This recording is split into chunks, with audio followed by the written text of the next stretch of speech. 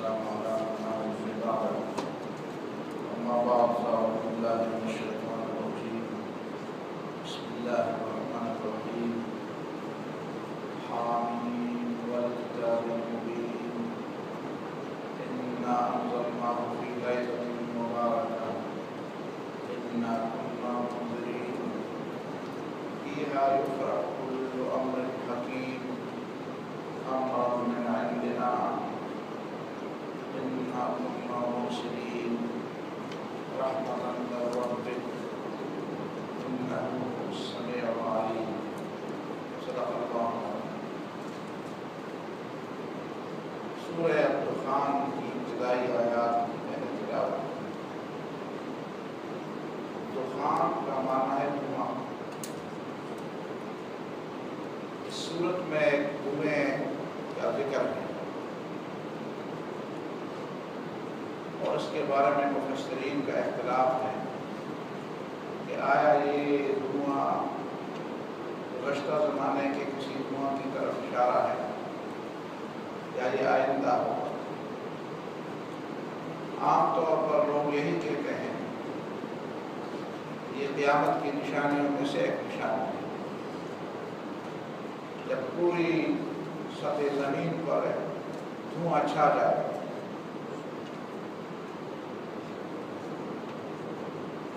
اور مکے کے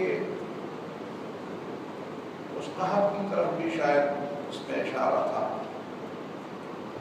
کہ جہاں لوگوں کی نظریں کمزور ہو گئی تھی کھانے پینے کی کمی کی وجہ سے اور ان کو دھواں نظر آ رہا تھا.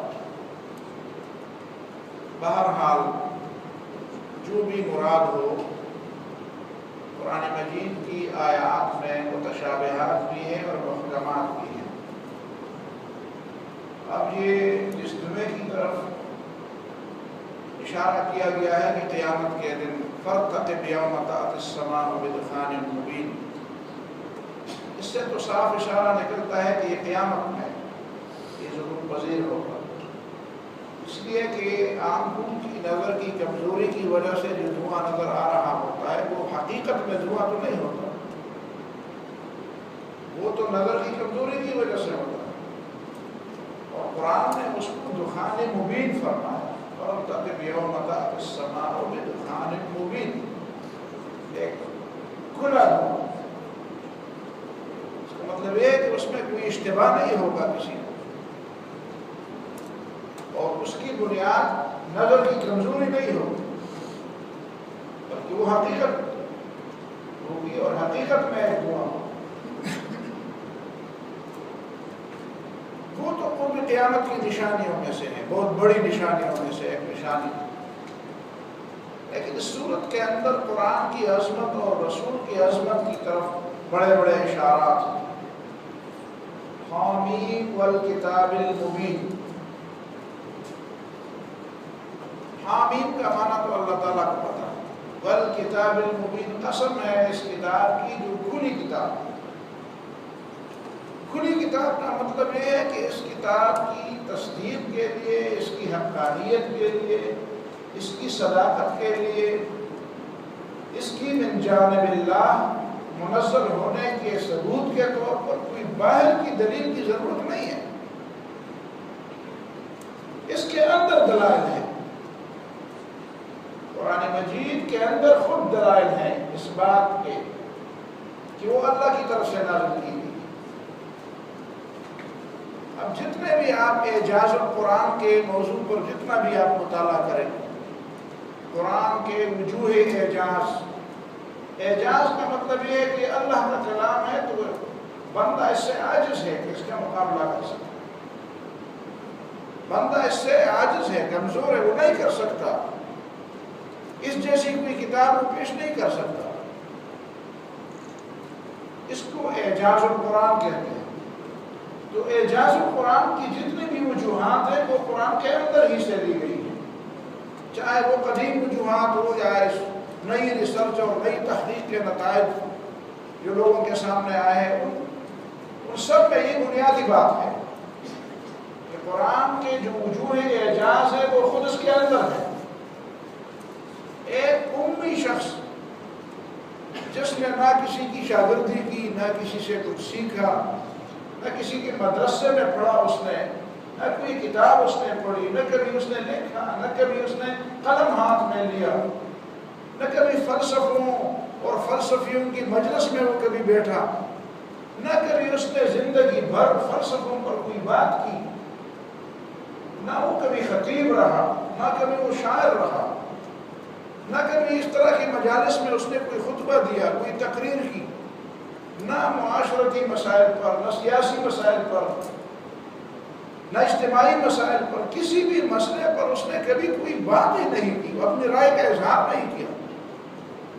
اچانک وہ شخص اٹھتا ہے اور دنیا جہان کی تمام علوم کے بارے میں ایسی بحثیں کرتا ہے جو 1500 سال گزرنے کے باوجود بھی وہ بحث علمی بحث شمار ہوتی ہے۔ ان سے لوگ اختلاف کرتے ہیں، لیکن وہ اختلاف دلیل کی بنیاد پر نہیں کر سکے۔ وہ اختلاف تو کرتے ہیں لیکن وہ نبی کی کسی بات کو، قرآن کی کسی بات کو جھٹلا نہیں سکے۔ اور اس میں عجیب بات یہ ہے کہ کوئی موضوع چھوڑا ہی نہیں گیا ہے۔ ایسا کوئی موضوع ابھی تک ایجاد نہیں ہوا جس کا انسان کی ہدایت کے ساتھ تعلق، جس کا انسان کے نظام زندگی کے ساتھ تعلق، جس کا انسان کے بحیثیت بندہ خدا، بندگی کے راستے متعین کرنے کے ساتھ اس کا تعلق ہو، اور وہ موضوع قرآن نے نہ چھیڑا ہو۔ ایسے موضوعات اس نے چھیڑے ہیں ہدایت کے مطابق، ہدایت اس لیے کہ وہ کتاب ہدایت ہے، وہ کتاب ہدایت کی کتاب، رہنمائی کی کتاب۔ تو رہنمائی کے لیے جن چیزوں کی ضرورت تھی وہ سارے موضوعات اس نے چھیڑے ہیں، چاہے وہ نظر آنے والے ہوں چاہے نظر نہ آنے والے۔ اس نے اس مکے کے لوگوں کے لیے جو صرف عرب کے حدود، جزیرۃ العرب یا زیادہ سے زیادہ شام و روم سے واقف تھے، یمن سے واقف تھے، مصر سے واقف تھے، پوری دنیا سے بھی واقف نہیں، ان کے سامنے قرآن مجید نے زمینوں کا تصور دیا۔ وَمِنَ الْأَرْضِ مِثْلَهُنَّ، زمین ایک نہیں ہے، 7 زمینیں۔ آج تک کسی نے متعین نہیں کہ وہ 7 زمینیں کہاں ہیں۔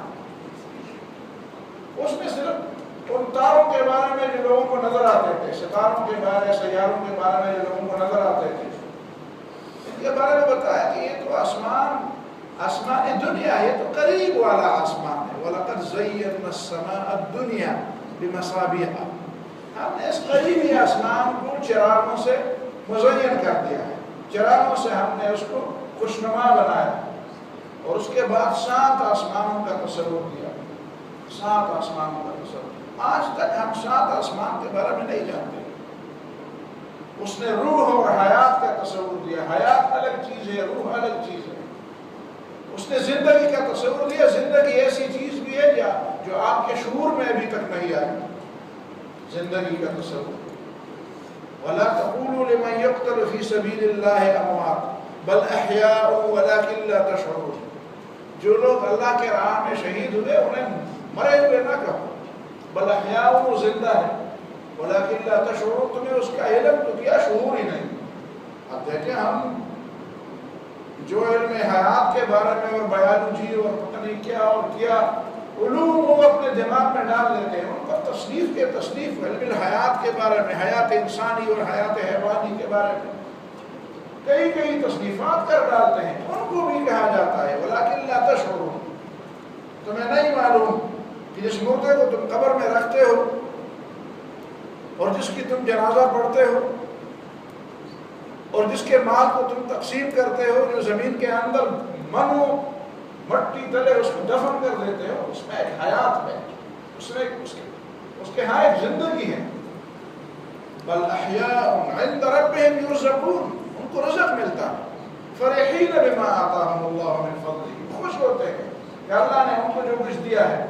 وَيَسْتَبْشِرُونَ بِالَّذِينَ لَمْ يَلْحَقُوا بِهِم مِّن خَلْفِهِمْ، وہ خوش ہوتے ہیں کہ جو لوگ ان کے راستے پر آنے والے ہیں ان کو بھی یہ کامیابیاں نصیب ہوں۔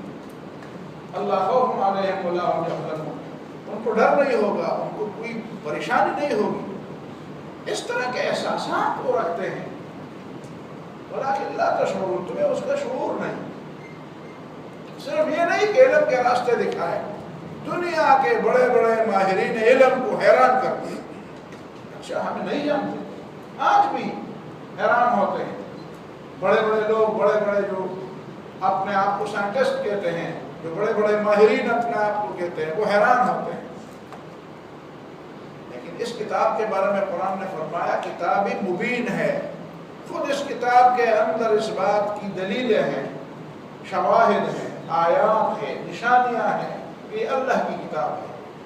اور پھر فرمایا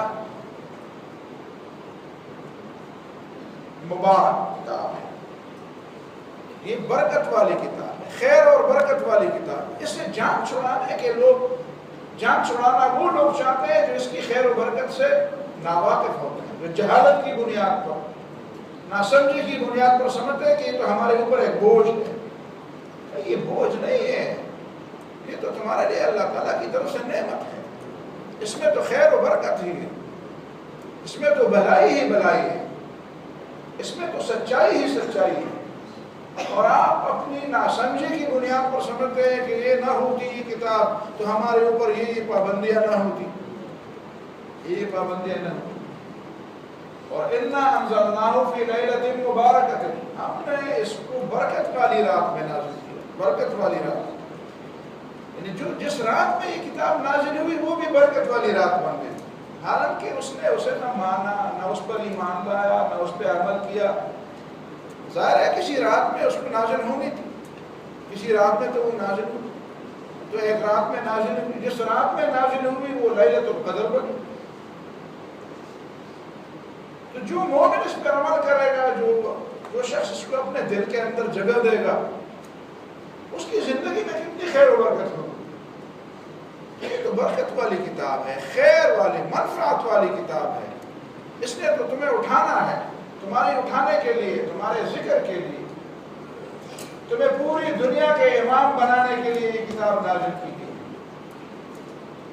لَقَدْ أَنزَلْنَا إِلَيْكُمْ كِتَابًا فِيهِ ذِكْرُكُمْ، اور دوسری جگہ فرمایا بل ہم عن ذکر ربہم معرضون، بھائی جس کتاب میں ان کا ذکر ہے وہ خود اس سے منہ موڑنے والے ہیں۔ جو کتاب ان کو شہرت دلاتی ہے، امامت دلاتی ہے، قیادت دلاتی ہے، عزت دلاتی ہے، احترام دلاتی ہے، دنیا کی قوموں میں ان کو نمایاں کرتی ہے، یہ خود اس سے منہ موڑنے والے ہیں۔ قرآن مجید کی نزول اور اس کی برکات، اب ہم اس مسئلے میں پڑ گئے ہیں۔ اچھا وہ بات تو اپنی جگہ پہ رہ گئی، اس کتاب میں ہمارے لیے کیا خیر اور برکت تھی، ہم اس مسئلے میں پڑ گئے کہ اچھا یہ شعبان کی 15ویں رات کے بارے میں یہ آیت نازل ہوئی ہے، اور اس میں محفلیں، پتہ نہیں کیا کیا محفلیں منعقد کرنی چاہیے، اجتماعی ذکر و اذکار ہونی چاہیے، اجتماعی نفل پڑھنے چاہیے، اجتماعی ذکر ہونی چاہیے، مسجدوں میں چراغاں ہونے چاہیے۔ قرآن کیا چاہتا تھا اور ہم نے بات کو کہاں موڑ دیا۔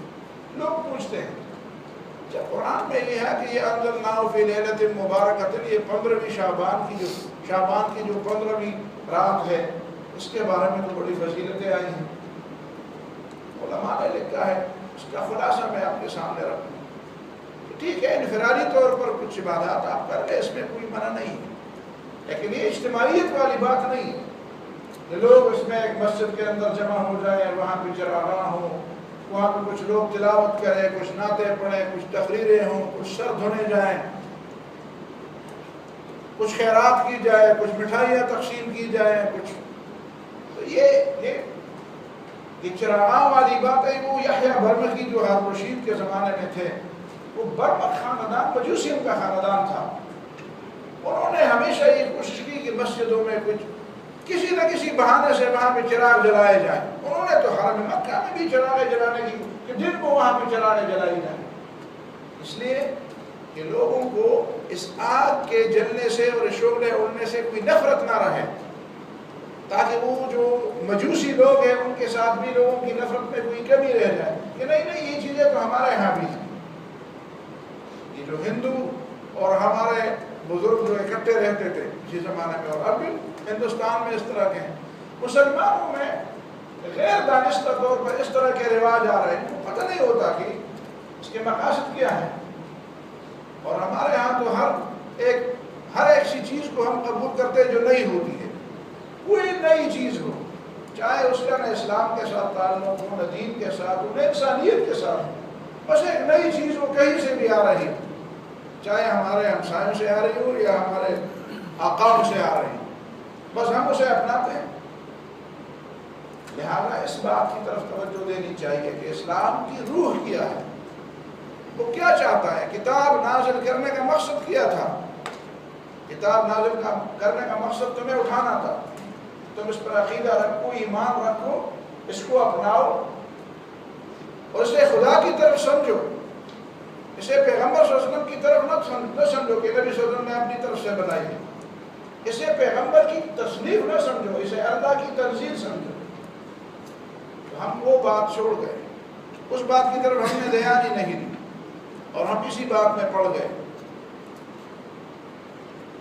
شعبان کی 15ویں رات کے بارے میں کئی احادیث، امام ابو بکر جساس بہت بڑے عالم گزرے، حنفی عالم، وہ کہتے ہیں اکثر ضعیف روایات، اس میں کوئی بھی درست روایت نہیں۔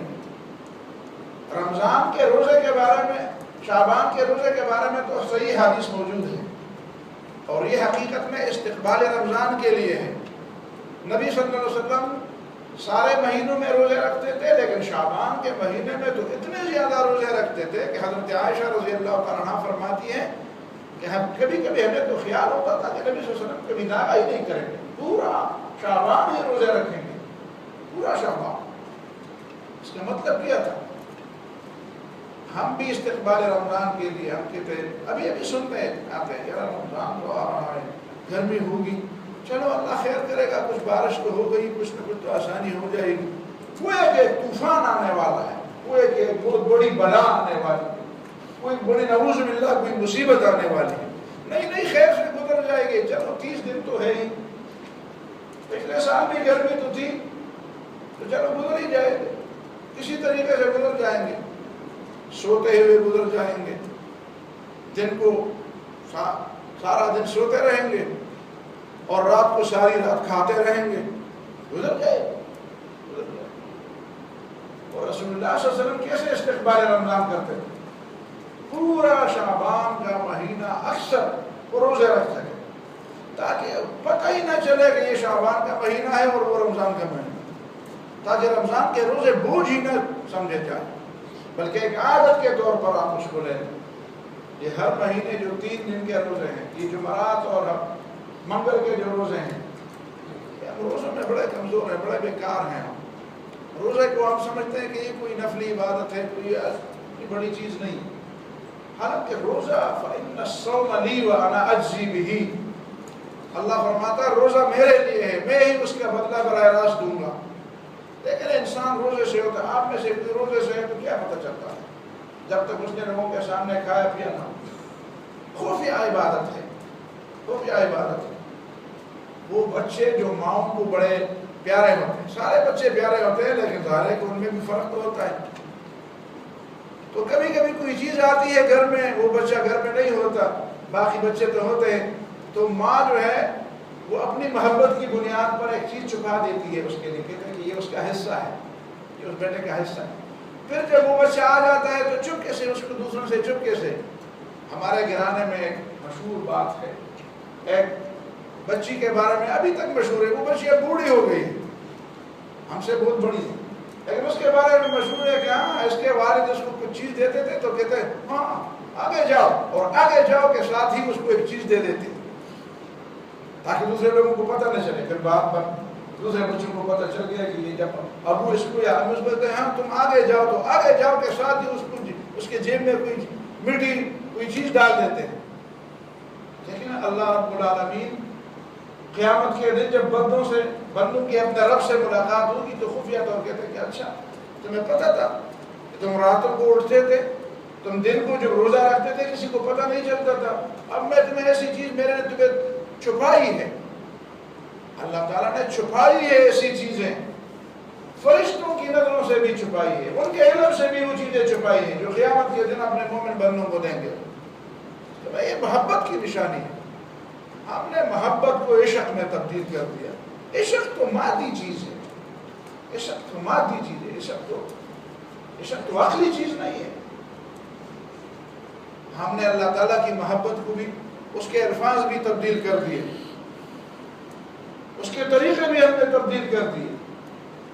ہم اس چیز کو عشق کرتے ہیں جو ہے کہ آدمی پتہ نہیں وہ لوگوں کے لیے تماشا بن جائے، کہتے ہیں یہ پہنچا ہوا آدمی ہے۔ حالانکہ اسلام تو ایسا دین تھا، میں لوگوں سے کہا کرتا ہوں، درسوں میں یہ کہا کرتا ہوں، آپ نے کسی پیغمبر کے بارے میں سنا تھا کہ اس پہ کوئی وجد آ گیا تھا اور وہ بے خود ہو گیا تھا؟ کبھی؟ سب سے زیادہ عقل کی بات اور سمجھ کی بات کہنے والے، سب سے زیادہ بصیرت رکھنے والے، سب سے زیادہ گہرائی میں جانے والے لوگ، سب سے زیادہ اپنے آپ کو قابو کرنے والے لوگ، سب سے زیادہ اپنے آپ اور اپنے نفس کو قابو کرنے والے لوگ، وہ تو انبیاء تھے۔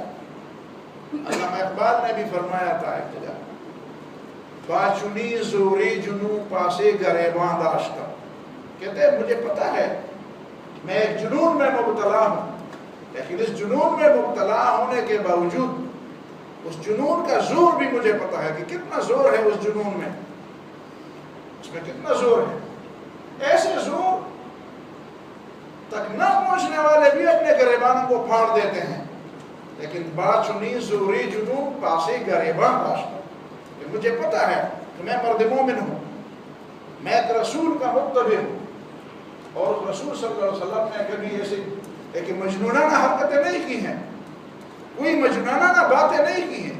ان کی حرکتوں سے، ان کے اداموں سے، ان کے رفتار و گفتار سے، ان کے عمل سے، ان کے کردار سے یہ پتہ چلتا تھا کہ سب سے زیادہ صاحب الرائے آدمی ہے، سب سے زیادہ ہوشمند آدمی ہے۔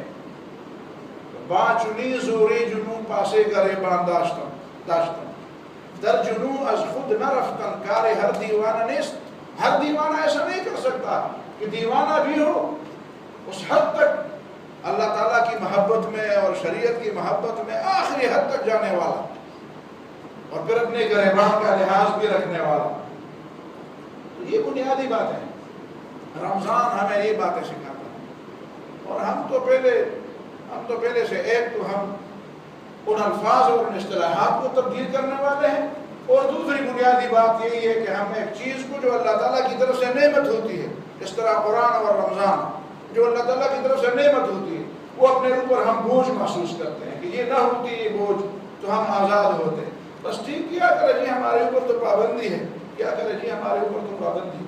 آپ نہیں جانتے کہ جو لوگ ان پابندیوں سے آزاد ہیں ان کے اوپر کتنی پابندیاں ہیں۔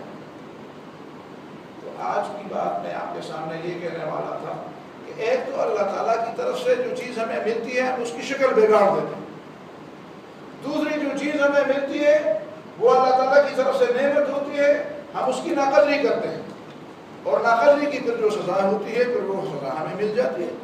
تو قرآن اور رمضان اللہ تعالیٰ کی طرف سے نعمت ہے، ایک تو اس کا مفہوم نہیں بگاڑنا چاہیے، اس کو کسی تماشے کے لیے نہیں بنانا چاہیے کہ وہ یہ تماشا بنے گا۔ جس رات قرآن اترا تھا ہمارا خیال، لوگوں کا خیال کہ شعبان میں بہت بڑے بڑے فیصلے ہوتے ہیں، لہذا اب اس کو چراغاں بنایا جائے اور نعتیں اور تقریریاں اور 4 بیتیں پڑھے جائیں، یہ مسلمانوں کا طریقہ نہیں ہے۔ مسلمانوں کا طریقہ اپنے نبی کا اتباع، صحابہ کرام کا اتباع۔ اور آخری بات جو تھی وہ یہ ہے کہ استقبال رمضان کیجیے۔ اب جو جتنے روزے باقی ہیں ان میں سے کچھ نہ کچھ روزے رکھے جائیں۔ میں خود بھی ان کے لیے اتنا وہ نہیں ہوں، میں اپنے اندر بھی اتنی ہمت نہیں پاتا۔ اور صحیح بات یہ ہے کہ جب آدمی خود اپنے اندر ہمت نہیں پاتا تو دوسروں کو جو بات کہتے ہیں اس میں بھی وہ جان نہیں ہوتی۔ مجھے پتہ ہے کہ اس بات میں جان نہیں ہوگی، لیکن بہرحال ہے یہ امر ضروری ہے تاکہ ہمیں پتہ چلے کہ رمضان کیا چیز ہے اور رمضان کی برکات کیا ہے، پہلے سے اس کے لیے تیاری ہو جائے۔ اقول قولی ھذا واستغفر اللہ لی ولکم ولسائر المسلمین فاستغفروہ انہ هو الغفور الرحیم۔